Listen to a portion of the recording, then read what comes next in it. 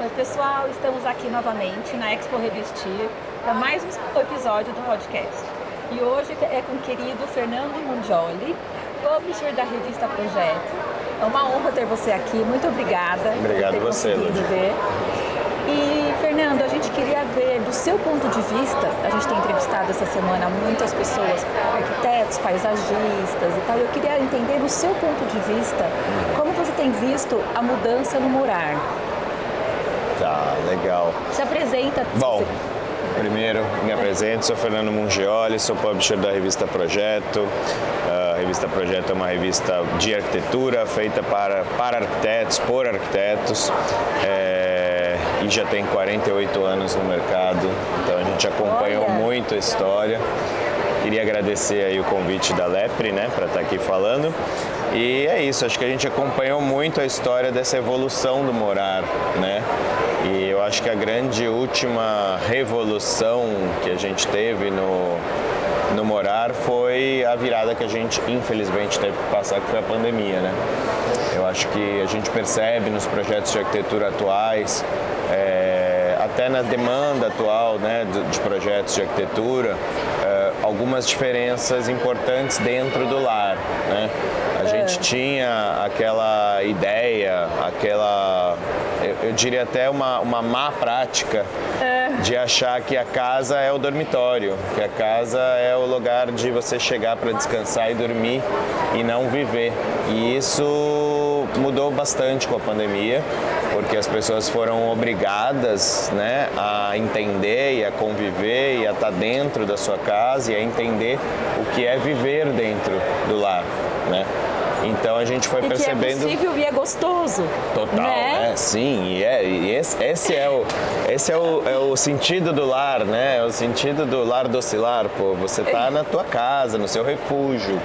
Então eu acho que houve um entendimento maior das pessoas de que o projeto de arquitetura da casa é importante, de que uma casa muito mal agembrada, mal projetada, cria problemas, né? Caso você passe um dia inteiro dentro de casa.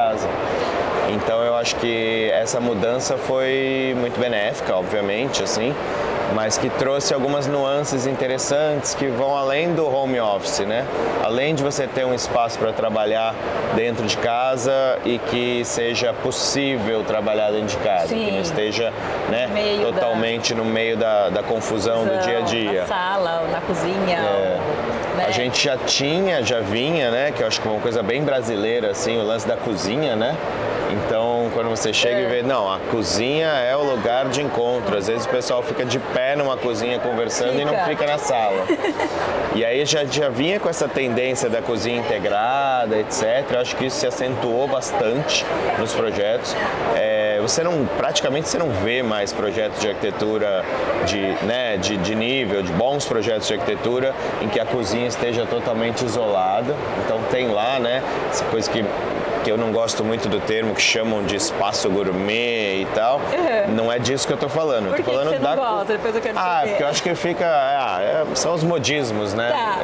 Acho que todo modismo é errado por natureza, por ser modismo, por não ser algo que seja perene, né? Porque na verdade é uma mudança de comportamento, não é um modismo, exato, né? Você vai estar na moda. Sim, o que eu não gosto é do termo só. Tá. Espaço gourmet, acho que é um espaço de convivência que une a convivência com a gastronomia. Eu acho que isso é super legal, né? Varandas, por exemplo, a gente promove um concurso de arquitetura em Curitiba e junto com uma incorporadora local, né? A pedido, em conjunto com essa incorporadora que é a WIFOR. E logo no primeiro, estamos na terceira edição, logo na primeira edição elas falaram, olha, aqui não existe uma varanda que não tenha churrasqueira. Se não tiver churrasqueira na varanda lá no sul, não existe, você não vende apartamento. Então, claro que a gente tem que considerar as nuances locais e tal, os hábitos. Então, assim, esse negócio da varanda gourmet que chamam, pra mim, o problema é só o termo. Mas, assim, eu acho que sim, uma varanda com convivência gastronômica e tal, assim como a cozinha integrada que eu estava falando. Eu acho que essa é uma coisa que já existia, que foi crescendo. existe uma tendência já de alguns anos, a gente costumava cobrir a ISH, que é uma feira de banheiros e cozinhas, e tendências assim do banheiro como lugar de relaxamento, o banheiro como um lugar de meditação, de meio que spa. Então são aquelas casas de banho, a gente está vendo muito isso agora. Então nesse novo morar, assim, acho que hoje era uma tendência que hoje é realidade, né? Enfim, acho que espaços abertos, tem muita coisa interessante nesse tal do novo morar. Assim. Você deve perceber isso muito de perto, né? Com os projetos que você recebe para publicar. A gente recebe muita coisa na revista, né? Então a gente consegue ter um olhar mais macro assim sobre o que está sendo produzido no Brasil, em todas as regiões. Isso é legal também, né? Isso que eu falei do Sul se refere, por exemplo, se reflete, por exemplo, a materiais em Nordeste, Norte, né? Regiões muito úmidas, então tem escolha de materiais. Então a gente vê que tem nuances bem diferentes entre os espaços, entre as regiões. Eu acho muito legal que as regiões estão entendendo e assumindo o seu regionalismo e assumindo uma identidade de arquitetura regional também. Isso é muito legal. Isso é muito legal. Então você vê que, antigamente queriam copiar em São Paulo uma arquitetura que é uma arquitetura mais típica do Nordeste, por exemplo. Fica uma coisa meio fora, né? Eu tô lá numa fazenda com uma casa que parece que você tá em Trancoso. E não, eu acho que hoje em dia o pessoal tá entendendo muito mais essa identidade regional e poder construir, projetar suas casas de acordo com o local que você está inserido.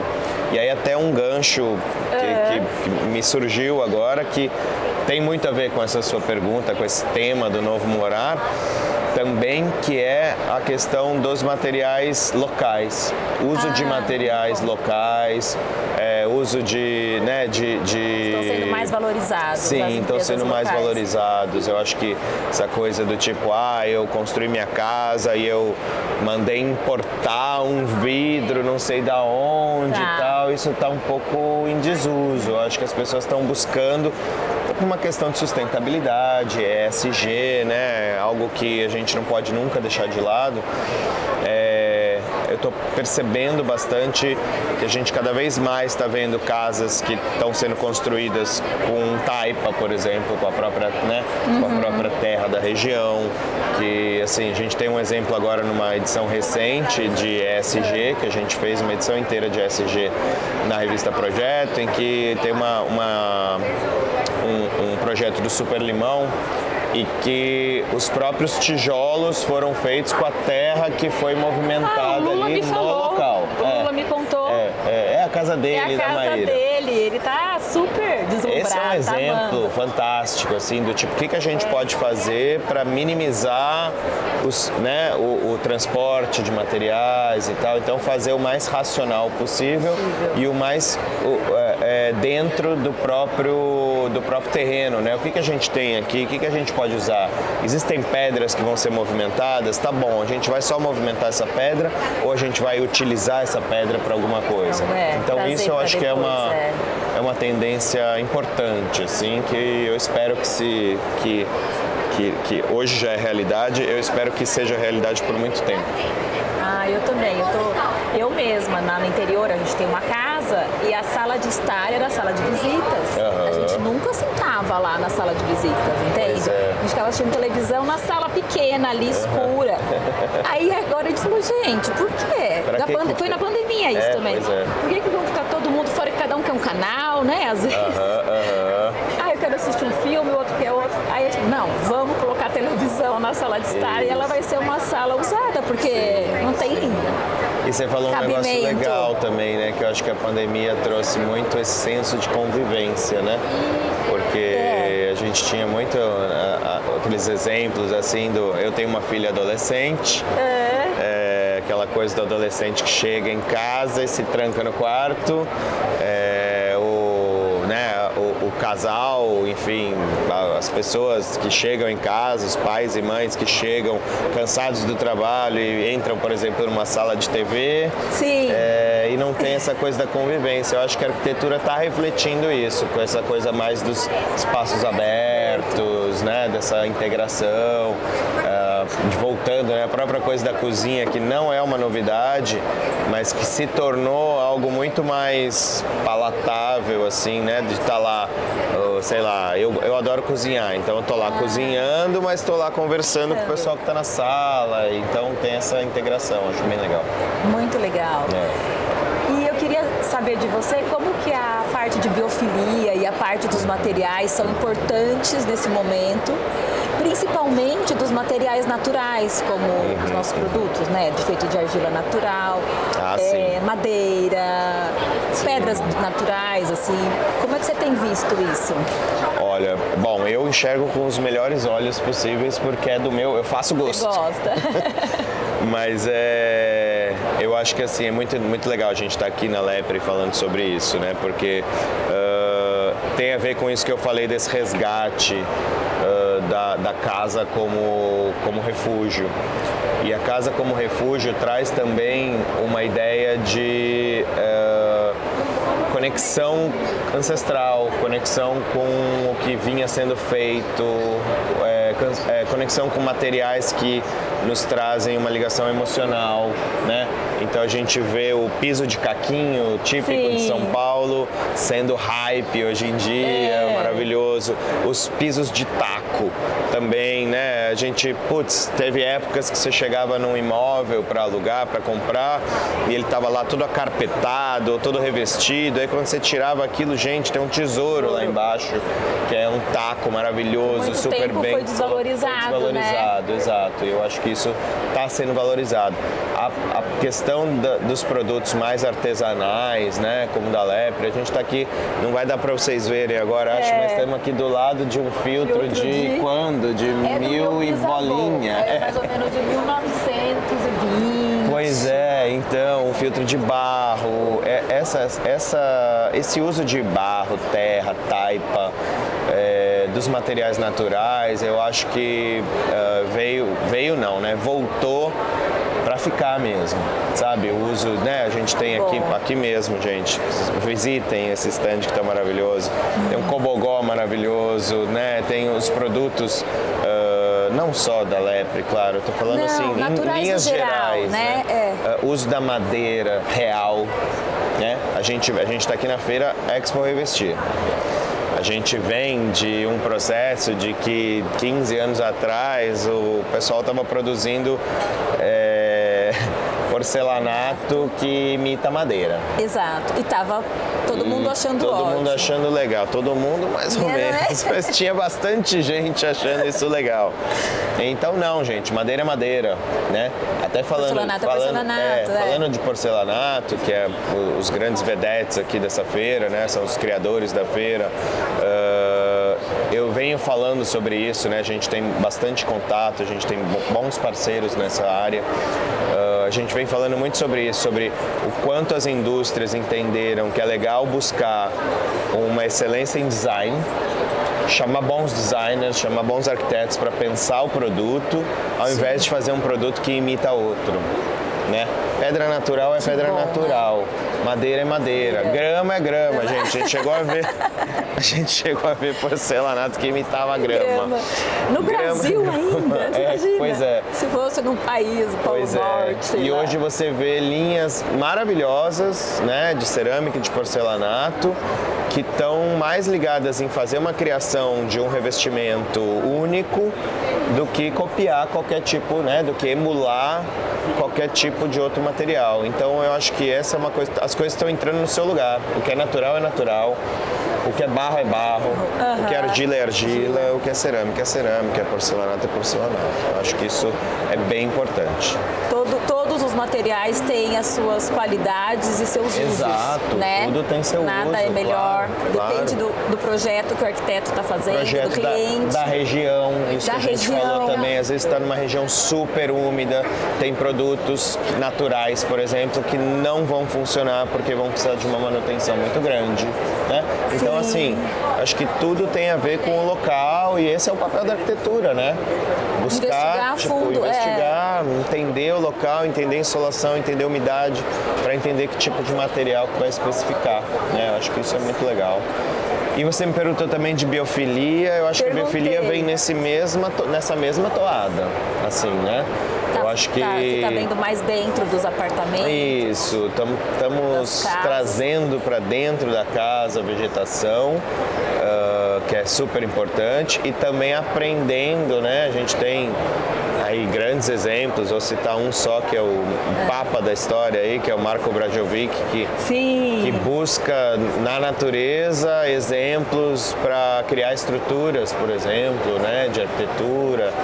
Então, acho que as duas coisas, né? Tanto a arquitetura beber nos saberes naturais, nos saberes da natureza, como a gente poder trazer a natureza e essa vitalidade para dentro de casa. Eu acho que as pessoas estão aprendendo isso, né? Os paisagistas estão adorando porque estão podendo também criar um pouco mais, trazer um pouco mais para dentro, fazer em conjunto, nas vezes, voltando os jardins de inverno, voltando, né, muitos projetos hoje em dia não tem mais esse dentro e fora, né? Já tem uma continuidade, assim, você vê que existe uma continuidade, você está na sala, mas se você estiver na varanda, você está mais ou menos com a mesma linearidade de materiais, assim, com a mesma materialidade. Eu acho que também é algo que vem para ficar, assim, e claro, tem um outro lado que é o lado do cuidado, da manutenção, que as pessoas ainda precisam aprender. Sim. Não é só chegar e fazer uma parede de plantas, porque existe uma manutenção, existe a questão de umidade. Né? Exato. E existe uma tecnologia necessária também para que isso seja irrigado, para que isso não crie uma infiltração, enfim. Então, contratem arquitetos. Contratem arquitetos porque transformam a vida das pessoas, não é? Eu tenho visto muito isso, tenho sentido muito isso com os projetos e com os arquitetos que eu tenho conversado. Arquitetos, design de interiores e tudo mais. Eu acho que tem um aumento, né? Na porcentagem, que é muito pequena ainda, de brasileiros que contratam arquitetos. Então isso tem que crescer e crescer mais e mais e mais. Sim. Eu acho que a pandemia foi uma coisa ruim, mas que no ponto do morar, o brasileiro está valorizando mais. Sim. E quando você faz algo sozinho, você erra demais. Exatamente. Você acha que está fazendo, sei lá, né? E não combina nada com nada, vai te causar um mal-estar ali dentro. Não tem como. Você tem que fazer uma operação, você procura um médico, gente. Exato. Não tem saída. Né? Aliás, é verdade. Muito importante isso, viu? Fernando, muito obrigada por você ter podido vir aqui. Papo gostoso. E você quer comentar alguma coisa do Central do Arquiteto? Legal. Vamos lá, então. A gente está aqui na Lepre. A gente está do lado da Central da Arquitetura, que é um espaço novo na Expo Revestir, curado, produzido pela revista Projeto. A gente tem também o nosso stand ali em frente à Rua D, mas aqui no K35. Aqui qual é o endereço? J45. Aqui é J45. No K35, bem ao lado da Lepre, nós temos a Central da Arquitetura, um espaço que foi criado com muito carinho, com 3 escritórios muito importantes da arquitetura paulistana, que é o Otaki, Königsberger Vanucci e o Aflalo Gasperini. Eu fui pessoalmente nesses 3 escritórios ali buscar, procurar objetos, desenhos originais desses escritórios que contem um pouco da história, misturando um pouco também com a história da revista Projeto. Então a gente tem algumas edições históricas da Projeto também, que tem publicação deles. Tá bem legal e a partir de hoje a gente vai ter talk com todos esses caras. Então a gente vai ter a Flávio Gaspar. Hoje a gente tem Rodrigo Otaki e Königsberger Vanucchi. E antes disso a gente tem Pierina Piemonte da LPA+, temos o Douglas Tolani da Perkins & Will e o Antônio Mantovani da Pitá. Isso só hoje. Nossa. Amanhã a gente traz FGMF e a Flávio Gasperini. Na sexta-feira a gente finaliza com o escritório da Alpian. Então, assim, Nossa, visitem, parabéns, adorei. aproveitem que estamos do lado, já visita a Lepre também, vê um talk e é isso aí. Isso aí. Muito obrigada. Obrigado viu? você, Lud. Pessoal, quem quiser ficar por dentro das novidades da revista Projeto e do Fernando, você passa seu arroba para o pessoal te seguir? Eu tenho o arroba fmungioli, que é F, meu sobrenome, M-U-N-G-I-O-L-I. É o meu pessoal, mas a gente está no arroba Revista Projeto, que é onde vocês ficam sabendo das nossas novidades. Pessoal, espero que vocês tenham gostado. Comentem aqui, façam perguntas. De repente a gente chama de novo o Fernando, ele está aqui do lado. Tô por aqui, até sexta-feira eu tô aqui. Para ele vir responder as suas perguntas. Curtam, compartilhem. E isso é muito importante pra gente. Até mais, até o próximo.